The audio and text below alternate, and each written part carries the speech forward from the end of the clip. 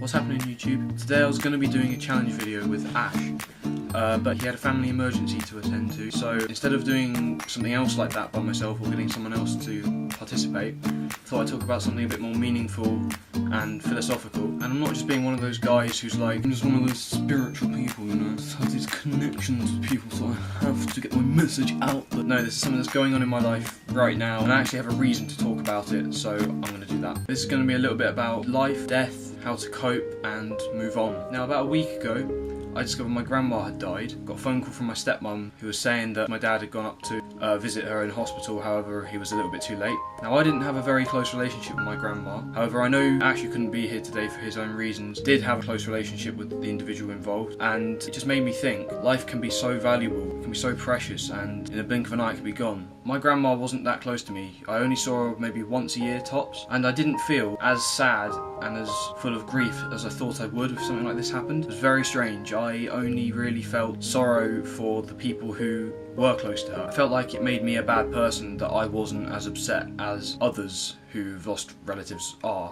and would be. But then I realised that it doesn't matter what you feel. It's about how you move on and how you can give a positive energy to those who are suffering worse than you. Those who know me well would probably feel I'm a bit of a hypocrite for talking about this sort of thing, as I'm not exactly a shining example of how to live your life to the full. I'm in my second year of college, retaking the first year after a horrible last year. My work ethic at college isn't great, and I have exams in a couple of weeks which I'm desperately trying to revise for. But to go back to the ones who've left us in this life, specifically grandparents, most people, when you look at your grandparents, you see these two old, respectable people who've lived their life and have achieved their goals. They've got children who resulted being your parents, and they've got you. They've got all this in their lives, and they were most likely born at a time when they would have had very little. If you look nowadays, we've got all this in our life, and yet there are people, me included, who complain about having too much to do, too much on their workload, and it just isn't right. We have more than enough resources to succeed, far greater than they ever would have.